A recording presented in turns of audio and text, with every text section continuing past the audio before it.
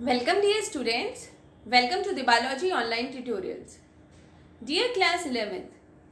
Today I will start with kingdom fungi. So this is the third kingdom we are going to do. इससे पहले हमने कौन सी cover करी थी जो पुराने ट्यूटोरियल्स में वो करी थी हमने kingdom Monera and kingdom Protista. तो आज हम पढ़ते हैं about the kingdom Fungi. Kingdom Fungi they are multicellular eukaryotic organisms. Multicellular eukaryotic organisms. Heterotrophic. They are heterotrophic. That is, they are dependent on others for their food.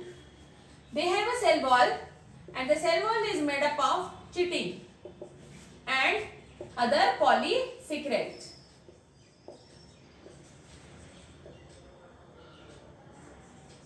Very very important, chitin.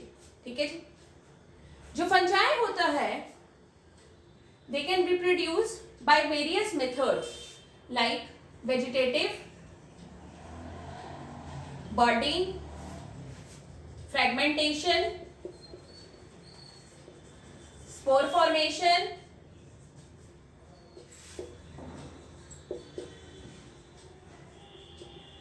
fission, asexual methods and sexual methods. तो ये सारे तरीकों से reproduce कर सकता है जो kingdom fungi होता है.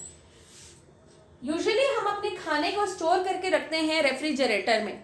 आपको पता है क्यों? Because fungi can grow on it easily. Moisture चाहिए इसको सिर्फ ग्रो होने के लिए. That is air plus water. और फंजाई की ग्रोथ हो जाएगी तो it becomes unsuitable to consume that food. ठीक है. तो otherwise we can also become ill. तो इसलिए हम अपने खाने को फ्रिज के अंदर स्टोर करके रख सकते हैं. जैसे आपने देखा होगा ब्रेड के ऊपर मोल्ड आ जाते हैं. ब्रेड मोल्ड है ना. एंड दैट इज राइजोपस जो उसके ऊपर ग्रो हो जाता है. वो क्या है? Basically fungi. ठीक है. तो to prevent it is always kept in refrigerator. ठीक है ना. तो एक मेथड होता है उसको प्रिजर्वेशन करने का. अच्छा, फिर उसके बाद जो फंजाई होता है वो फ्रेंडली भी है और वो हमारा दुश्मन भी है. देखिए कैसे. जैसे Puccinia it leads to disease on mustard. ठीक है. या हम बात करते हैं पेनिसिलिन इज ए फंगस या penicillin is a antibiotic obtained from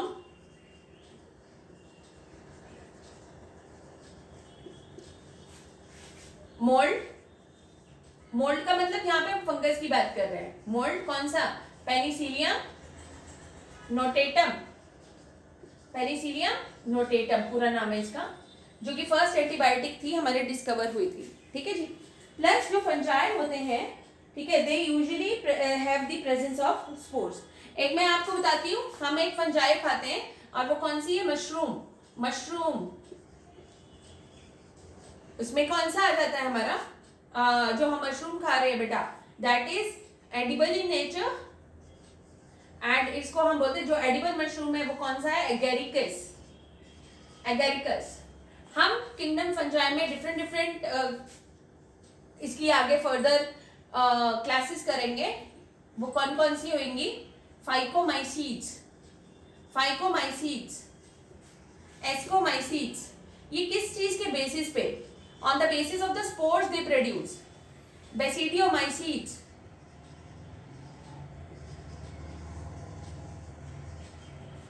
ठीक है. Phycomycetes, ascomycetes, basidiomycetes, okay, deuteromycetes. On the basis of the spores they produce. ठीक है. मोरओवर ये जो स्पोर्स होते हैं they develop into the fruiting bodies.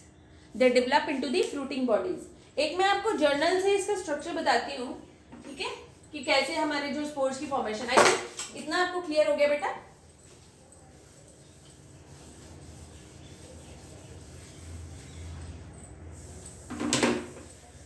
यहां देखो, ये हमारा नीचे सबस्ट्रेटम है जो कि मॉइस्ट एरिया के साथ कांटेक्ट में आके ग्रो हो रखा है. ठीक है, हमारे हाइफी और कलेक्शन ऑफ हाइफी को हम क्या बोलते हैं? माइसीलियम। कलेक्शन ऑफ हाइफी को हम क्या बोलते हैं बेटा? माइसीलियम। माइसीलियम हमारा सेप्टेट भी हो सकता है, एसेप्टेट भी हो सकता है। सेप्टेट का मतलब उसके अंदर डिवीजन वॉल्स प्रेजेंट होंगी। तो ये क्या है? हाइफी। ये क्या है? स्पोरेंजियम। स्पोरेंजियम। और ये जो स्पोरेंजियम होता है इट बियर्स स्पोर्स। क्या प्रेजेंट होते हैं इसके पास? स्पोर्स। जैसे ही यहाँ से रप्चर होता है ये स्पोर्स कांटेक्ट में आ जाते हैं into the moist surface and they will grow into the they will further grow into the structures. ठीक है ना? तो ऐसा हमारा स्ट्रक्चर रहता है इसका फंजाई का। This is an example of basically Rhizopus. ठीक है ना? एंड ये जो थ्रेड लाइक स्ट्रक्चर्स होते हैं इनको हम बोलते हैं हाइफी। कई बार इनके अंदर क्या होता है? मल्टी न्यूक्लिएटेड साइटोप्लाज्म होता है। बहुत सारे साइटोप्लाज्म, बहुत सारे न्यूक्लियस। तो they are multinucleated and multinucleated very important. Multinucleated condition is called multinucleated condition. इसको हम क्या बोलते हैं? सीनोसिटिक। सीनोसिटिक। ठीक है? इसको हम क्या बोलेंगे बेटा? Coenocytic hyphae. ठीक है? अच्छा, अब जैसे मैंने आपको बताया कि जो मोस्ट फंजाई होते हैं वो हेटेरोट्रॉफिक होते हैं, तो इसके बेसिस पे मैं आपको कुछ कैटेगरीज बताती हूँ जिनके साथ जो फंजाई होता है वो एक सिम्बियोटिक रिलेशनशिप में रहता है।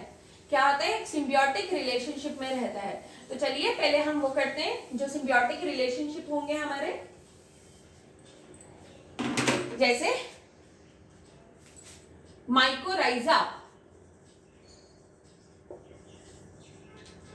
Mycorrhiza is a symbiotic relationship between fungi and roots of higher plants. Roots of higher plants.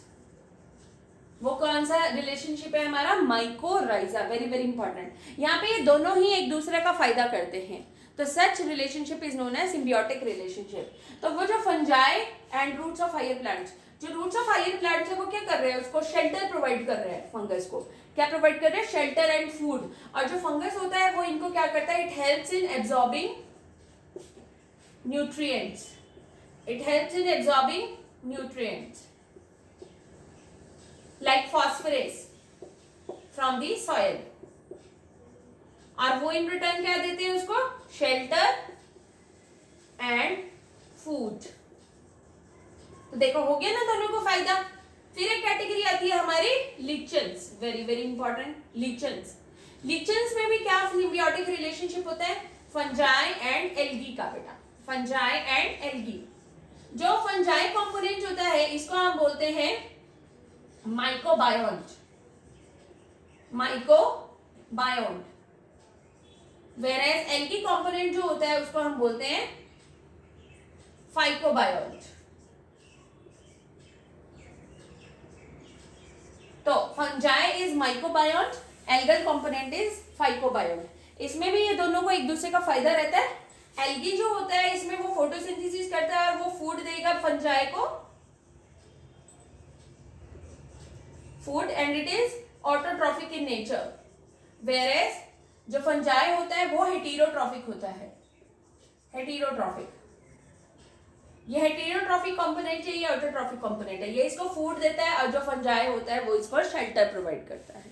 समझ गए? तो in this way they both are beneficial to each other.